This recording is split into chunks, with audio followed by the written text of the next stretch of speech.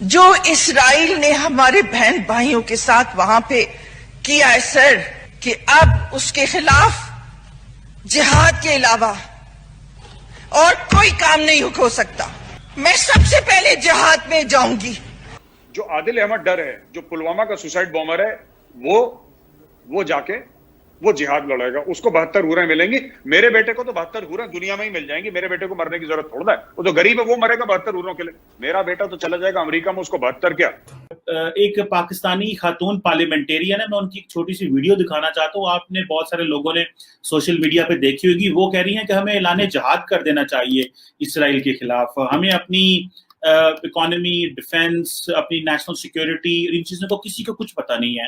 لیکن ان خاتون کی آپ بات سنیے یہ کیا کہتی ہیں اور پھر میں اس پر تبصرہ کروں. جو اسرائیل نے ہمارے بہن بھائیوں کے ساتھ وہاں پہ کیا ہے سر, اب یہ بات پہ واضح ہو جانا چاہیے کہ اب اس کے خلاف جہاد کے علاوہ اور کوئی کام نہیں ہو سکتا.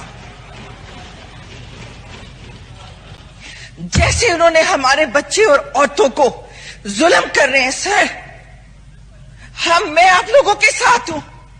میں سب سے پہلے جہاد میں جاؤں گی سر. میرا نام سب سے پہلے جہاد میں ڈالا جائے اور میں سب سے پہلے اپنے فلسطین بہن بھائیوں کو ان ناسوروں سے چھڑاؤں گی جنہوں نے ظلم کی انتہا کر دی.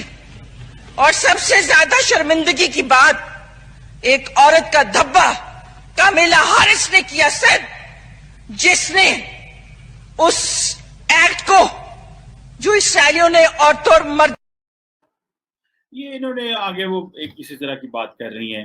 لیکن کیا ان کو پتا ہے کہ پاکستان کی جو سپہ سالار ہیں, پاکستان کے جو آرمی چیف ہیں, انہوں نے ایک سپیچ کی تھی 6 سپٹمبر کو جی ایچ کی میں. انہوں نے کہا تھا کہ جو monopoly of violence, monopoly over violence ہے وہ اسٹیٹ کے پاس ہے.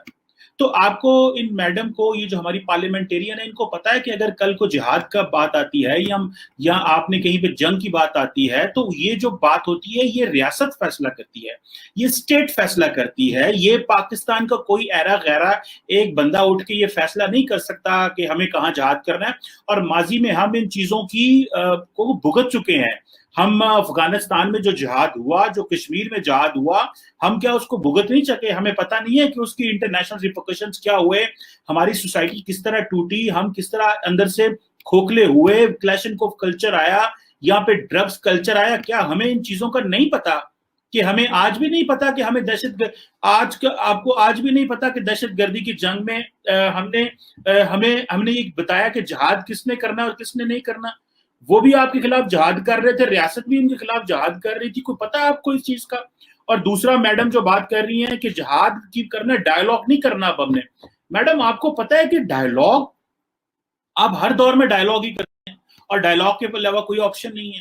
آپ جہاد کر سکتی ہیں صحیح, آپ کی کیا اتنی ملٹری اسٹرینتھ ہے؟ کیا آپ کے پاس اتنے ریسورسز ہیں؟ کیا آپ کی اتنی جو پولیٹیکل کلاؤٹ ہے؟ اور دوسرا ہمیں یہ بھی بات کرنی چاہیے اور ان میڈم سے پوچھنا چاہیے, پاکستان میں ہزاروں لاکھوں کروڑوں لوگ ان کی تقریر سن کے خوش ہو رہے ہیں کہ بھائی جب جو ریاست ہے اس کی کیا ذمہ داری ہے. اور جہاد کی اور بہت ساری شکلیں ہوتی ہیں. آپ آواز بلند کر سکتے ہیں, آپ بات کر سکتے ہیں, آپ اپنا موقف دے سکتے ہیں, لیکن کسی کو یہ حق نہیں پہنچ سکتا کہ وہ ریاست کی مرضی کے بغیر اور اسٹیٹ اپریٹس اور پاکستان کے اداروں کی مرضی کے بغیر اور پاکستان کی حکومتی مشینری کے علاوہ اس طرح کی جو ہے وہ غیر ذمہ دار بیانات دے جس سے ریاست کا مذاق اڑے. کیا یہ کیا جا سکتا ہے؟ کیا ہمیں یہ کرنا چاہیے؟ اور جب وہ بات کر رہی تھی میڈم یہ والی, تو جن کا میں نے ذکر کیا, تو اس وقت بیچ میں انہوں نے کچھ علماء حضرات بھی ہمارے دکھائے, اور وہ علماء حضرات جو تھے وہ تالیاں بجا رہے تھے, ڈیسک بجا رہے تھے اور انجوائے کر رہے تھے کہ یہ جو خاتون نے بات کی ہے, ہم تو اس طرح کی باتیں کرنا چاہتے ہیں, لیکن ہم اگر کریں گے تو لوگ کہیں گے دیکھیں جی وہ پاکستان کے جو علماء ہیں وہ کیا کیا باتیں کر رہے ہیں.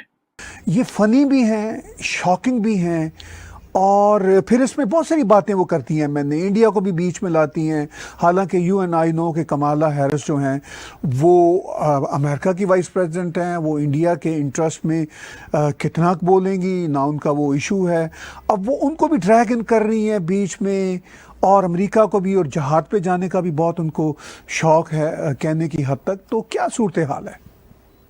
طاہر صاحب، 2-3 باتیں ہیں. دیکھیں، یہ پاکستان کی نیشنل اسمبلی میں بتا دوں، جو ہندوستانی ہمارے بھائی بہن سن رہے ہیں جن کو نہیں پتا، یہ پاکستان کی پارلیمنٹ ہے. جیسے ہماری پارلیمنٹ ہے، پاکستان میں نیشنل اسمبلی کہتے ہیں، تو یہ ایک ممبر آف پارلیمنٹ ہے.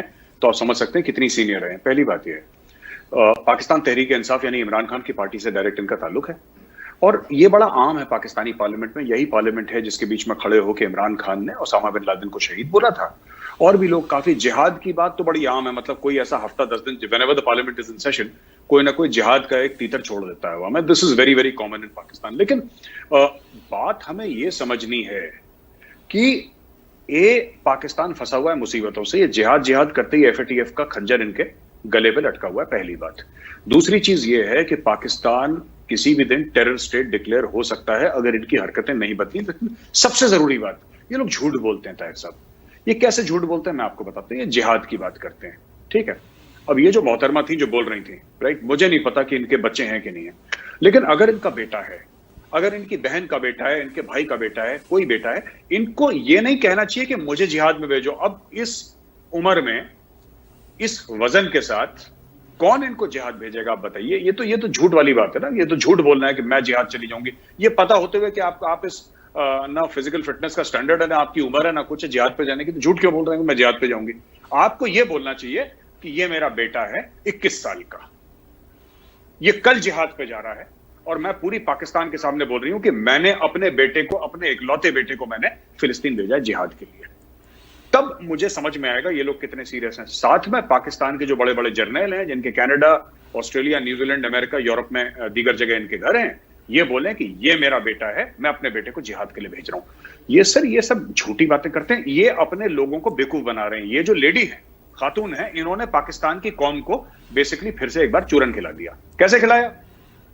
سب لوگ، جیسے وہ گستاخ رسول والا معاملہ چلا تھا جس کے اوپر لبیک والے سڑک پہ آئے تھے، سب وہ کیا کرا، وہ معاملہ رفع دفع ہو گیا. سر کیا ہوا؟ فرانس نے معافی مانگ لی، فرانس نے اپنا سفیر واپس بلوا لیا. کیا ہوا؟ یہ سب ناٹک تھا نا. اب ناٹک ختم ہو گیا. تو اب تو پاکستان میں کوئی بلڈنگیں نہیں چل رہی، اب تو کوئی گستاخ رسول والی بات نہیں کر رہا. کیوں؟ جو رسول کے اوپر جو گستاخی تھی کیا وہ ختم ہو گئی؟ وہ تو آج بھی ہے. لیکن تو یہ سب لوگ ریلیجن کو، یعنی مذہب کو، دھرم کو ایک ٹول کی طرح استعمال کرتے ہیں. پورے پاکستان میں افراتفری مچائی، لاہور کو آدھا جلا کے رکھ دیا ان لوگوں نے رسول کے نام پہ. اب سب کی چھٹی کر دیا، اب سب لوگ گھر پہ آرام سے بیٹھے ہوئے ہیں. کیا سعد رضوی، کیا باقی لوگ.